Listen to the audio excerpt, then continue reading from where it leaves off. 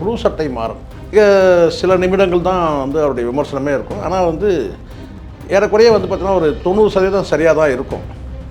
ஆனால் என்ன ஆச்சுன்னு தெரியல, இந்த தாய்க்கிழவி சினிமா விமர்சனம் குறித்து அவர் பேசுனதை நான் கேட்கும்போது எனக்கு ஆச்சரியமாக இருந்தது, அதிர்ச்சியாக இருந்தது.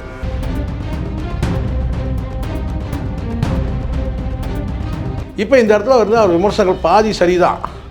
ஆனால் என் பார்வையில் இருக்குன்னா வந்து அவர் எப்போ ராதிகா அந்த படத்தில் படுத்தாங்களோ அப்போவே அந்த படம் படுத்துருச்சு. இதுதான் உண்மை.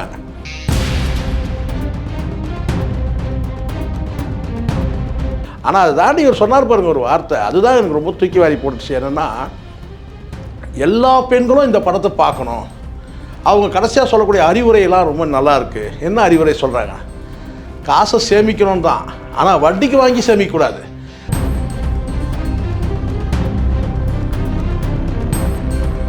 ஒரு பொது நோக்க பார்வை வேணாமா?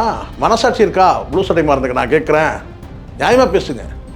நீங்கள் பாதி விமர்சனத்தை நான் கடந்து போகிறேன், கரெக்ட், சரியாக தான் பேசியிருக்கீங்க. ஆனால் அடுத்த பாதியில் வந்து பார்த்தீங்கன்னா இதை வந்து எப்படி நீங்கள் வந்து எளிதாக கடந்து போகிறீங்க? எனக்கு யார் மீதும் ஒன்றும் கிடையாது. அந்த 3 பேர் மாதிரி ஆயிட்டீங்களேன்னு தான் நான் வருத்தப்படுறேன் ப்ளூ சட்டை மாறனுக்கு.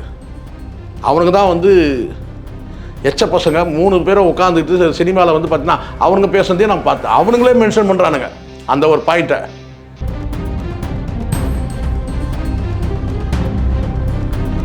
அப்போ ப்ளூ சட்டை மாறன்ற பேரை எடுத்துட்டு துரோகி மாறன்னு வச்சிருங்க, அதுதான் கரெக்டாக இருக்கும்.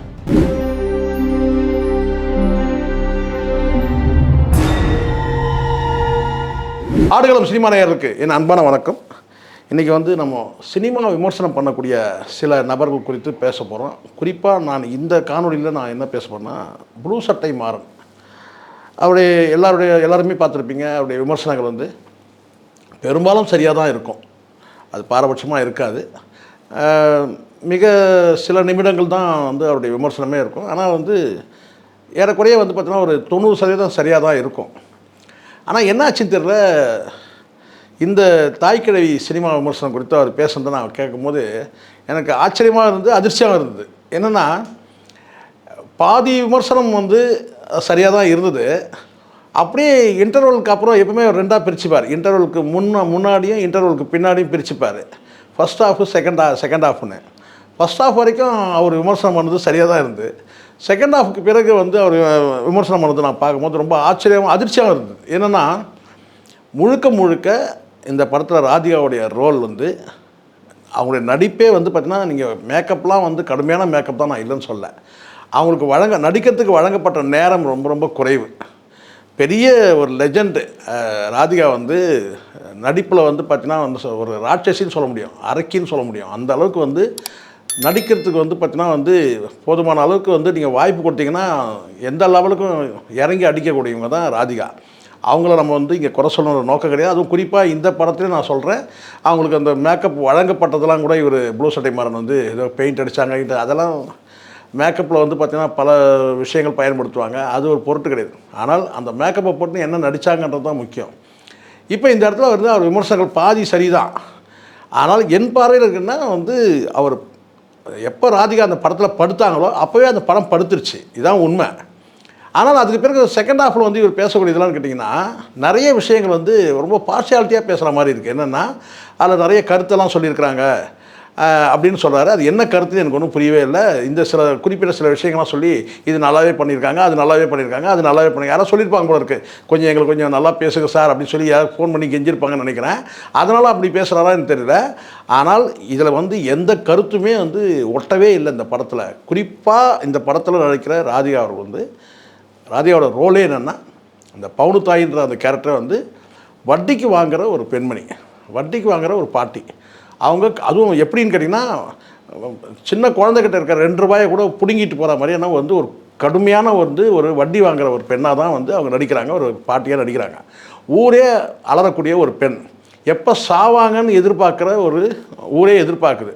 அப்போ அவங்க 3 பிள்ளைகளும் வந்து எப்படி வந்து தன் தாய்கிட்ட இருந்து எப்படி வந்து அவங்க இது சேமித்து வச்சுருக்கிறதா சொல்லக்கூடிய அந்த தொகையை வந்து அந்த நகையை வந்து எப்படி வந்து கைப்பற்றணும்னு சொல்லி ஆளாளுக்கு பண்ணுறாங்க.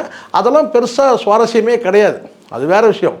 ஆனால் அதை தாண்டி இவர் சொன்னார் பாருங்கள் ஒரு வார்த்தை, அதுதான் எனக்கு ரொம்ப தூக்கி வாரி போட்டுச்சு. என்னென்னா, எல்லா பெண்களும் இந்த படத்தை பார்க்கணும். அவங்க கடைசியாக சொல்லக்கூடிய அறிவுரையெல்லாம் ரொம்ப நல்லா இருக்குது. என்ன அறிவுரை சொல்கிறாங்க? காசை சேமிக்கணும் தான், ஆனால் வட்டிக்கு வாங்கி சேமிக்கக்கூடாது. காசை சேமிக்கணுன்ற அறிவுரை வந்து பெண்கள் வந்து காசை சேமிக்கணுன்ற அறிவுரையில் வந்து தப்பே கிடையாது. ஆனால் அதை யார் சொல்கிறாங்கன்னு கேட்டிங்கன்னா, அந்த படத்தில் ஊரையே அடித்து வந்து பார்த்தீங்கன்னா வந்து வட்டி வாங்கக்கூடிய ஒரு பார்ட்டி சொல்கிறதா வந்து தகவல் இருக்குது. இது எப்படி வந்து எல்லா பெண்களும் இதை பார்த்து தெரிஞ்சுக்கணும்னு சொல்கிறாரு, எனக்கு ஒன்றும் புரியவே இல்லை. அப்போ என்ன சொல்ல வராரு ப்ளூ சட்டை மாறன்? எல்லா பெண்களும் வந்து வட்டிக்கு பணம் கொடுங்க, வட்டிக்கு பணம் கொடுத்து இது மாதிரி ஊரையே அடித்து நீங்கள் வந்து பார்த்தீங்கன்னா பணத்தை சேர்த்து வைங்கன்னு சொல்கிறாரா? எல்லா பெண்களும் எதுக்கு இந்த படத்தை பார்க்கணும்? முரண்பட்ட கருத்தால் இருக்குது. வட்டிக்கு வாங்குகிற ஒரு பெண், அதை ஊரையே அடித்து வந்து வட்டிக்கு வாங்குகிற பெண் வந்து பணத்தை சேவிங்கன்னு சொல்லி அட்வைஸ் பண்ணால் அந்த அட்வைஸ் வேல்யூ கிடையாதுல்ல. அது எப்படி சரியாக இருக்கும்? சரி, அதுக்கப்புறம் வந்து பார்த்தீங்கன்னா அடுத்த கட்டமாக வந்து ரொம்ப எளிதாக ஈஸியாக வந்து கடந்து போகிறத பார்க்குறேன் ஒரு விஷயத்தை. அது பேசவே இல்லை ப்ளூ சட்டை மாறன். அது பேசியிருக்கணும். ஆம்புலன்ஸ் டிரைவர்லாம் எந்த ஆம்புலன்ஸ் டிரைவருங்க வந்து கொலை பண்ணுவாங்க? ஆம்புலன்ஸ் டிரைவர்கள்லாம் உயிர் காக்கும் ஓட்டுநர்கள்ல. உயிருக்கு ஊசலாடக்கூடிய வந்து ஒருத்தரை வந்து நோயாளியை வந்து கொண்டு போய் மருத்துவமனையில் சேர்க்குறவங்கள வந்து பாதி வழியில் நிறுத்தி கொலை பண்ணுற மாதிரியான வந்து ஒரு காட்சியை வைக்கிறீங்க. இது வழக்கமாக நடக்கிறதான்னு சொல்லி வந்து பார்த்தீங்கன்னா ஒரு அதை வந்து பொதுமைப்படுத்துகிறீங்க. ரொம்ப ஈஸியாக வந்து இயல்பாக வந்து இதை கடந்து போகிறீங்க. இப்படிலாம் நடக்கிறது சகஜம்தான்ற மாதிரி இந்த படத்தில் காட்டப்பட்டிருக்கு. இது எவ்வளோ பெரிய கஷ்டம். ஆம்புலன்ஸ் டிரைவர்கள்ன்றது ஒரு தனி சொசைட்டிங்க. இன்றைக்கி வந்து பார்த்தீங்கன்னா இன்றைக்கி ரோட்டில் நம்ம போனோம்னா ஏதாவது ஒரு ஆம்புலன்ஸ் வந்து வண்டி நம்மளை கடந்து போகும். எப்படி அந்த சீன் அவர் வந்து வச்சார், அதை எப்படி இவர் வந்து கண்டுக்காமல் போயிட்டார். அதுதான் ஒரு வேடிக்கை. என்னென்னா அது குறித்து பேசவே இல்லை ப்ளூ சட்டை மாறன். ஒரு பொது நோக்க பார்வை வேணாமா? மனசாட்சி இருக்கா ப்ளூ சட்டை மாறனுக்கு? நான் கேட்குறேன், நியாயமாக பேசுங்க. நீங்கள் பாதி விமர்சனத்தை நான் கடந்து போகிறேன், கரெக்ட், சரியாக தான் பேசியிருக்கீங்க. ஆனால் அடுத்த பாதியில் வந்து பார்த்திங்கன்னா இதை வந்து எப்படி நீங்கள் வந்து எளிதாக கடந்து போகிறீங்க? வட்டிக்கு வாங்குற பெண் எப்படி பார்த்திங்கன்னா வந்து ஒரு பெண்களுக்கு வந்து அறிவுரை சொல்ல முடியும்? அது யார் வேணால் இருக்கட்டும். சரி, அப்படியாவது வந்து பார்த்தீங்கன்னா அந்த தொகையெல்லாம் வந்து குடும்பத்துக்கு தானே கொடுக்குறாங்க, ஊர் மக்களுக்கு யாருக்கும் எதுவும் கொடுக்கல. ஊரையே அடித்து சம்பாரித்த பணம் அது. அதை பிள்ளைகளுக்கு தான் பிரித்து கொடுக்குறாங்க. பொண்ணுக்கும் பிள்ளைகளுக்கும் பிரித்து கொடுக்குறாங்க, மகளுக்கும் மகன்களுக்கும் பிரித்து கொடுக்குறாங்க. ஊருக்கு என்ன அதனால்? ஊருக்கு ஏதாவது நன்மை செஞ்சுருக்காங்களா அவங்க? இல்லை. அப்போ எப்படி அவங்களோட அறிவுரை சரியாக இருக்கும்? அதை எப்படி வந்து பார்த்தீங்கன்னா பெண்கள் எல்லாரும் பார்க்கணுன்றீங்க? அறிவுரையாது. அவங்க அறிவுரை சொல்கிறதா அந்த சோழியை வச்சுக்கிட்டு அவங்க அறிவுரை சொல்கிறதா நல்லா தான் இருக்குன்றீங்க. என்னங்க நியாயம் இது? நீங்கள்லாம் ஒரு சினிமா விமர்சகர்கள், இவ்வளோ நாளாக ஓட்டிகிட்டு இருக்கிறீங்க வண்டியை நீங்களும். யாரான ப்ளூ சட்டை மாறினா எந்த மாறினா இருந்தாங்க? நியாயமாக பேசணும்ல. நீங்கள் காசு வாங்கிட்டு பேசுகிறீங்க, காசு வாங்காது. நான் அதெல்லாம் அந்த கட்டத்துக்கே நான் போகவே இல்லை. என்னையே வாங்கிட்டு தான் பேசுகிறேன்னு சொல்லிட்டு கிடக்குறான். நீங்கள் வந்து காசு வரலையா, தாய் கழிவுக்கிட்டு காசு வரலையா, அதனால் எதிர் விமர்சனம் பண்ணுறேன். நான் பேசுகிறது நியாயமாக பேசிட்டு இருக்கிறேன். நீங்கள் சொல்லுங்கள். அதை விட எனக்கு கேட்டால் இது வந்து ஒரு சிறந்த பொழுதுபோக்கு படம் அப்படி சொல்லிவிடுங்க. ஆனால் எத்திக்ஸ் இருக்குது, இது அறிவுரையெல்லாம் சொல்கிறாங்க, எல்லா பெண்களும் கண்டிப்பாக பாருங்கன்னு சொல்கிறீங்கள, அந்த கூவல் தான் இப்போ சந்தேகமாக இருக்குது.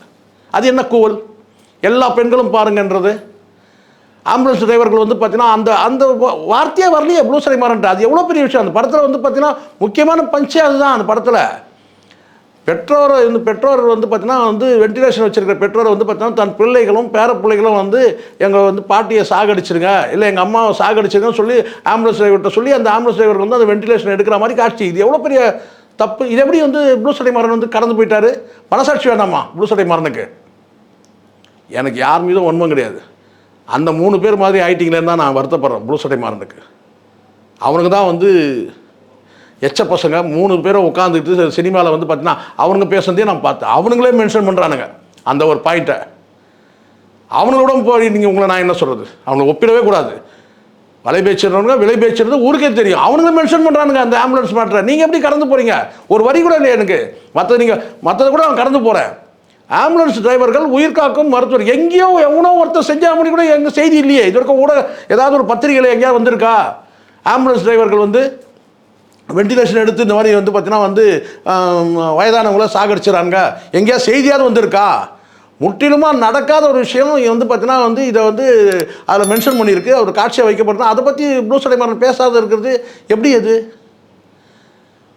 ப்ளூ சட்டை மாறனுடைய இந்த தாய்க்கிழவி விமர்சனம் தப்பான விமர்சனம், பாரபட்சமான விமர்சனம் நான் பதிவு பண்ணுறேன். முதல் தடவை நான் பதிவு பண்ணுறேன். இது வரைக்கும் நான் பேசுனதில்லை, முதல் தடவை சொல்கிறேன். இப்படிலாம் பண்ணாதீங்க. விமர்சனம் பண்ணுங்கள், நியாயமாக பண்ணுங்கள். அப்போ இதே இன்னொரு படம்னா வந்து என்னென்னலாம் பேசுகிறீங்க? நீங்கள் தலைவருன்னு கிண்டல் பண்ணுவீங்க ரஜினிகாந்தை, திடீர் தளபதி, இந்த கிண்டல்லாம் சரி. நீங்கள் எப்படி ஆகிட்டீங்க இப்படி? ப்ளூ சட்டை மாறன்னா அது கிட்டத்தட்ட ப்ளூ பிரிண்ட் மாதிரி. அப்படி தான் நம்புது உலகம், நம்புது ஊர் உலகெல்லாம் அப்படி தான் நம்புது. அவர் விமர்சனம் பண்ணால் அது சரியாக இருக்குங்க அப்படின்னு. ஆனால் அது எவ்வளோ பெரிய துரோகம்.